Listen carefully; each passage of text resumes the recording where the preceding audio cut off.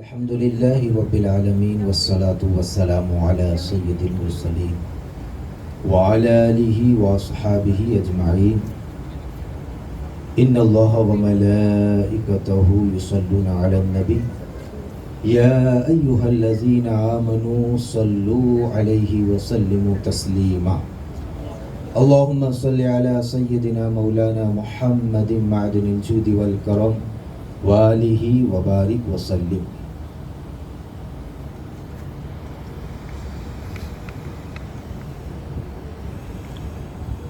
حاجی ناصر بھائی عدیدراگ نے اپنی نیک دختر کی شادی کے موقع پر اس محفل میلاد کا انعقاد کیا ہے. اللہ تبارک و تعالی اس محفل کو اپنی بارگاہ میں قبول فرمائے اور ان کی بیٹی کے گھر کو آباد فرمائے، اس کی برکتیں انہیں نصیب فرمائے.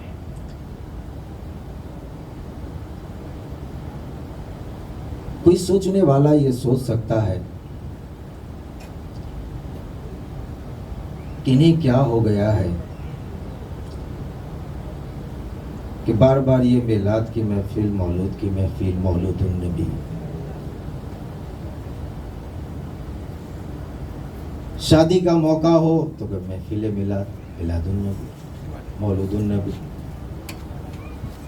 بچے کی پیدائش کی خوشی ہو تو کہتے ہیں محفل میلاد، مولود النبی.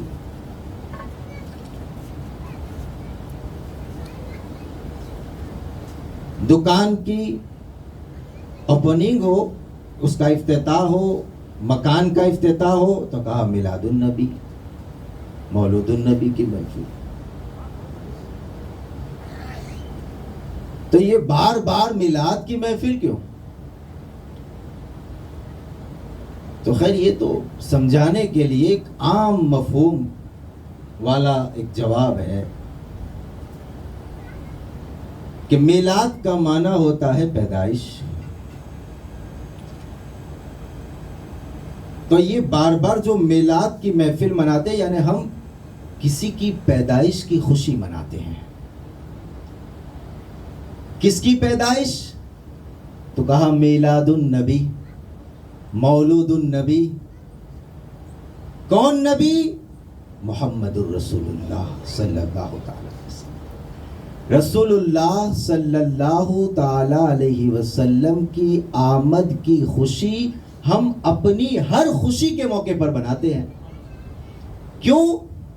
اس لیے کہ ہم کو ساری خوشیاں اسی خوشی کے صدقے میں ملی ہے. اس لیے ہم اپنی کسی بھی خوشی کے موقع پر اس خوشی کو فراموش نہیں کرتے، اس خوشی کو ہمیشہ یاد رکھتے ہیں اور یاد رکھنا چاہیے، اور یاد رکھیں گے انشاءاللہ ہماری نسلیں بھی یاد رکھیں گی، اور اس طرح میلاد کی محفلیں مناتے رہیں گے. اب ذرا دیکھیں، انہوں نے اپنی بیٹی کی شادی کی خوشی کے موقع پر رکھا. میلاد کی جو برکتیں، صرف ایک برکت کی طرف میں توجہ دلانا چاہتا ہوں. بیٹی، سبحان اللہ، آپ سبھی حضرات جانتے ہیں کہ آج گھر میں بیٹی کا ایک مقام ہے، ایک عزت ہے، ایک رتبہ ہے. ماں باپ بیٹیوں سے محبت کرتے ہیں، ان کے ساتھ نہایت مہربانی سے پیش آتے ہیں، ان کی ہر خوشی کا خیال رکھتے ہیں. آپ جانتے ہیں بیٹیوں کو یہ عزت کس کے صدقے میں ملی ہے؟ یہ محبت، ان کو یہ مقام، یہ رتبہ اسی میلاد کے صدقے میں ملا ہے. میرے آقا کی پیدائش کے صدقے میں ملا ہے، میرے آقا کی آمد کے صدقے میں ملا ہے. آپ تاریخ کو اٹھا کر دیکھیں، پڑھیں، زمانہ جاہلیت میں کیا ہو رہا تھا، عرب کا کیا دستور تھا، میرے آقا کی آمد سے پہلے کے حالات کیسے تھے. بیٹی کا کوئی مقام نہیں تھا، اس کی عزت نہیں تھی، اس کا کوئی رتبہ نہیں تھا. بیٹی سے باپ محبت نہیں کرتے تھے، بیٹی کو بوجھ سمجھا جاتا تھا، بیٹی سے نفرت کی جاتی تھی، بیٹی کو گھر میں نحوست مانا جاتا تھا، غربت کا ذریعہ سمجھا جاتا تھا، بے عزتی کا سبب سمجھا جاتا تھا بیٹی کو. بیٹی باپ کی آنکھوں میں کانٹا بن کر چبھتی تھی، بیٹیوں پر ظلم ہو رہا تھا، انہیں مارا جاتا تھا، گھسیٹا جاتا تھا، انہیں ذلیل کیا جاتا تھا. کبھی کبھی ایسا ہوتا تھا کہ ایک باپ رات کے اندھیرے میں، رات کی تاریکی میں چھوٹی سی بچی کو لے کر چپکے سے گھر سے نکلتا اور پھر اسے بیاباں کی طرف لے جاتا. بچی پوچھتی، ابا جان رات کے اندھیرے میں مجھے کہاں لے کر جا رہے ہیں؟ باپ خاموش رہتا. جب بچی روتی، چلاتی، چیختی اور کہتی مجھے ماں کے پاس واپس جانا ہے، مجھے آپ کہاں لے جا رہے ہیں ابا جان رات کے اندھیرے میں، مجھے ڈر لگ رہا ہے، تو باپ اس کو ریتیلی پتھریلی زمین پر گھسیٹتا ہوا لے جاتا، چھوٹی سی بچی کو، یہاں تک کہ ایک جگہ جو چنی ہوئی تھی پہنچتا. باپ اپنی بیٹی کے سامنے قبر کو کھودتا تھا. یہ بھی آتا ہے کہ قبر کی مٹی جب باپ کے کپڑے سے لگتی تھی تو وہ بیٹی اپنے ننھے ننھے ہاتھوں سے اس مٹی کو صاف کرتی تھی. اس چھوٹی بچی کو کیا معلوم کہ میرا باپ میرے لیے قبر کھود رہا ہے. باپ کی مٹی بیٹی صاف کرتی، مگر پھر بھی باپ کو رحم نہیں آتا تھا. یہاں تک کہ قبر کھودنے کے بعد زندہ بیٹی کو قبر میں ڈال دیتا تھا اور پھر اس پر مٹی ڈالتا. بیٹی چیختی، چلاتی، روتی. جب اس کی چیخیں زیادہ بلند ہوتی رات کے سناٹے میں تو باپ پتھر کو اٹھاتا اور اس کے سر پر مارتا، کچل ڈالتا اور پھر بیٹی ہمیشہ کے لیے خاموش ہو جاتی. یہ بیٹیوں کا مقام تھا. زندہ قبر میں دفن کر دیا جاتا تھا. کوئی عزت نہیں، کوئی مقام نہیں، کوئی رتبہ نہیں تھا. بیٹیاں چیختی تھی، چلاتی تھی، اللہ کی بارگاہ میں فریادیں کرتی تھی، یہ اللہ کرم فرما، رحم فرما. اللہ کی رحمت کو جوش آیا، رحمت کی گھٹا کائنات میں چھا گئی اور رحمت للعالمین تشریف لائے. میرے آقا صلی اللہ تعالی علیہ وسلم نے آ کر بیٹیوں کی عظمت کو ظاہر کیا، بیٹیوں کی فضیلت کو بتایا اور بیٹیوں کو ایک نیا مقام عطا فرمایا. اب وہ بیٹیاں جو باپ کے لیے زحمت تھی، وہ بیٹیاں باپ کے لیے رحمت بن گئی. وہ بیٹیاں جو باپ کی آنکھوں میں کانٹا بن کر چبھتی تھی، اب وہ پھول بن کر برسنے لگی. بیٹیوں کو پہلے غربت کا ذریعہ سمجھا جاتا تھا، میرے آقا کی آمد کے بعد رحمت کا ذریعہ سمجھا جاتا ہے. میں نے بہت سارے باپوں کے منہوں سے یہ بات سنی ہے کہ جب سے میرے گھر میں بیٹی نے جنم لیا ہے میری تو قسمت کھل گئی ہے، رحمت کے دروازے کھل گئے ہیں. یہ کیا ہے؟ میرے آقا کی میلاد کا صدقہ ہے، میرے آقا کی آمد کا صدقہ ہے، میرے آقا کی پیدائش کا صدقہ ہے. خوشخبری ہے، مبارکباد ہے جو ایسے موقع پر اپنے ہر خوشی کے موقع پر آقا کو یاد کرتے ہیں، آقا کے میلاد کی محفل کو سجاتے ہیں، کیونکہ اسی آقا کے صدقے میں آج باپ باپ ہے اور آج بیٹی بیٹی ہے. ورنہ باپ بھی نہیں تھا، بیٹی بھی نہیں تھی. میرے آقا نے باپ کو ایک باپ بنایا اور میرے آقا نے بیٹی کو ایک بیٹی بنایا. جانتے ہو کتنی فضیلت ہے؟ حدیث پاک کا مفہوم حضرت عائشہ صدیقہ رضی اللہ تعالی عنہا فرماتی ہیں، ایک مرتبہ میرے پاس ایک مسکین عورت آئی. ایک مسکین عورت، مسکین یعنی جس کے پاس صبح کا کھانا ہو شام کا نہ ہو اس کو مسکین کہتے ہیں. اور اس دور میں مسکین عورتیں تھیں. آج کل کی طرح پیشاور عورتیں نہیں تھی جن کا پیشہ ہی مانگنا ہوتا ہے, کھانا ہوتا ہے. کام چور عورتیں ہوتی ہیں, وہ صبح سے لے کر شام تک مانگ کرتی ہے. ایسی عورتوں کو دینا بھی منع ہے, ایسے مردوں کو بھی دینا منع ہے. وہ ایسے نہیں, وہ صحیح معنوں میں غریب تھے, فقیر تھے. وہ مسکین عورت آئی, بھوکی تھی, مسکین تھی. حضرت عائشہ صدیقہ فرماتی ہے اس نے سوال کیا تو میں نے اس کو 3 کھجوریں دی. کتنی؟ اور دوسری ایک روایت کے مطابق پتا چلتا ہے کہ آپ کے گھر میں 3 ہی کھجوریں تھی. یہ غربت کا عالم تھا. یہ کیا ہے؟ غربت کا عالم تھا. دونوں عالم کے تاجدار کی بیوی ہے, زوجہ محترمہ ہے, ام المومنین, ساری کائنات کے مومنوں کی ماں ہے, مگر گھر میں کھانے کے لیے صرف کھجور ہے, وہ بھی تھوڑی سی ہے. انہوں نے غربت کو اختیار کیا.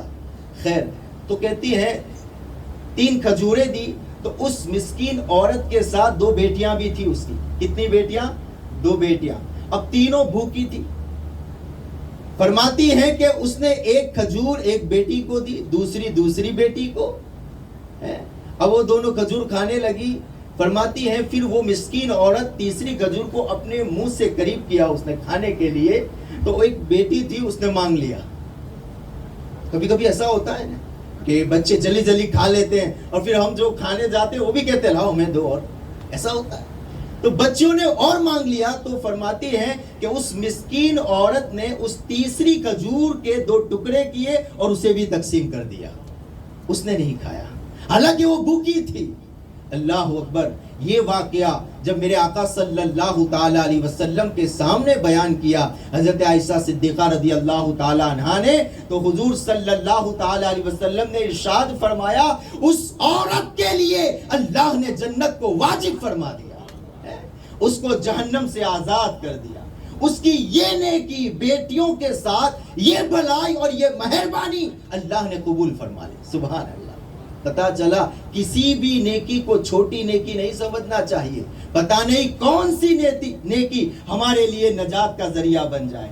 یہ بھی پتا چلا میرے آقا جانتے ہیں کون جنتی ہے کون جہنمی ہے. اسی لیے تو فرمایا کہ اللہ نے اس پر کیا ہے جہنم کو حرام کر دیا اور اس کے لیے جنت کو واجب کرا دیا. سبحان اللہ. اور ایک حدیث پاک کا مفہوم ہے جس کے عیال میں, جس کی پرورش میں 2 بیٹیاں 2 لڑکیاں بالغ ہونے تک پہنچے, یعنی بالغ ہونے تک باپ ان کی پرورش کرے, ان کی خوشیوں کا خیال رکھے, ان کی اچھی طرح دیکھ بھال کرے, نگہبانی کرے, تو میرے آقا فرماتے ہیں کل قیامت کے دن وہ شخص اس حالت میں آئے گا کہ میں اور وہ پاس ہوں گے. کیا فرمایا؟